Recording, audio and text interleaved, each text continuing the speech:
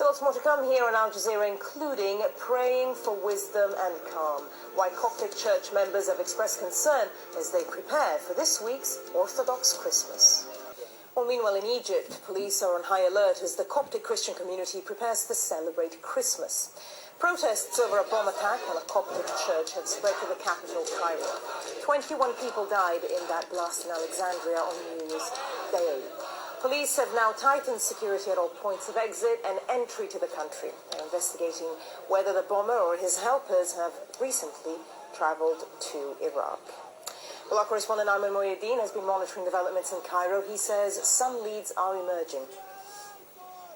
Egyptian police are still carrying out their investigation and trying to identify the identity of the bomber who carried out Saturday's attack. So far, they have narrowed down the list of suspects they have in custody to about 25 people, and they've also asked all of Egypt's ports and airports and other entry points to provide travel logs of people that entered Egypt within the last month or so who may have entered from Iraq. They believe, given the evidence they have gathered so far, the tactics used, the nature of the explosives, that in fact there may have been some type of cell that was operating in Egypt that was inspired or somehow working closely with groups in Iraq. And so they have asked authorities and various government agencies to provide all information about Egyptians that may have arrived or non-Egyptians that may have arrived within the past month that entered Egypt from Iraq. At the same time, though, the situation in Egypt remains relatively tense throughout the course of the day. Yesterday, there was a series of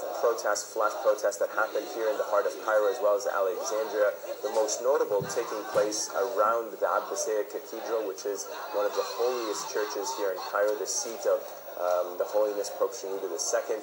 And throughout the course of the evening, these protests lasted. 45 people were injured.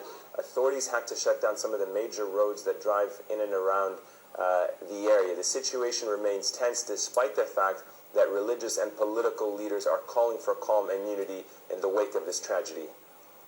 Ayman Moyedin there. Well, members of the Coptic Christian Church in France and Germany fear possible attacks during this week's Orthodox Christmas. A German Interior Ministry spokesman said the church had actually expressed its fears before the New Year's Eve bomb attack in Egypt. Meanwhile, in France, anti-terrorist police are investigating threats made against Coptic churches on the internet. Well, to discuss this further, we're joined in the studio by Bishop Angaelos, General Bishop of the Coptic Orthodox Church in the UK. Thank you very much for joining us. First of all, focusing on these latest news from Europe, how worried are you about these threats, especially in the run-up to Christmas, which is now just a few days away for the Orthodox Church? Well, as people who are responsible for many in our flock, we must be worried. Even if the threats come to nothing, we must take as many precautions as we can. We have been on alert since the bombings in Iraq, because the Coptic Church was threatened first after that bombing in the Syrian Orthodox Church there. So just to make clear, the Baghdad Christians weren't Coptic? No, they were Syrian Catholic. Okay. Yeah. And so you were just saying that you heard of threats before that attack?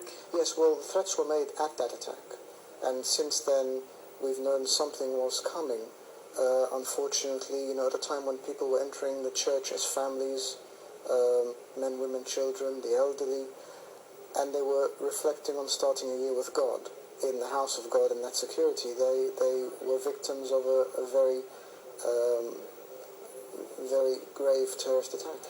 I mean, obviously, with Christmas coming up, a lot of the Coptic church members will be attending Mass. What are you doing with the authorities to try to ensure their safety? Are you asking authorities here in the UK, for example, for special protection for the churches? Well, the authorities have been put on alert, and there are now protocols in place.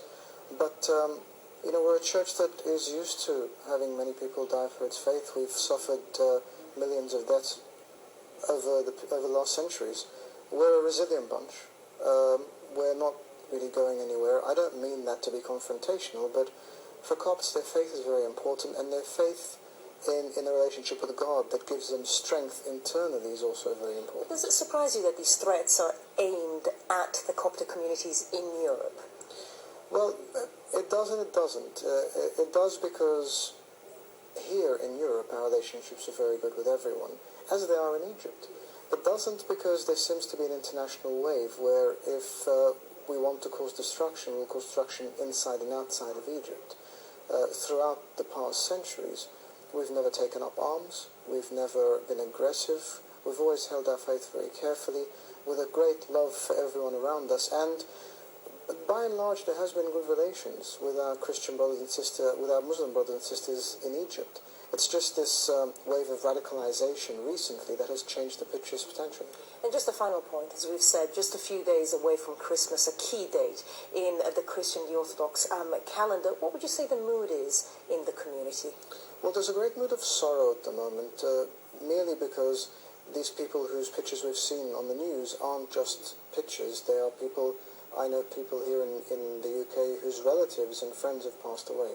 But at the same time, we're trying to encourage people that we must still rejoice the birth of Christ and the birth of Christianity and a promise of life and a promise of salvation that they all hold dear.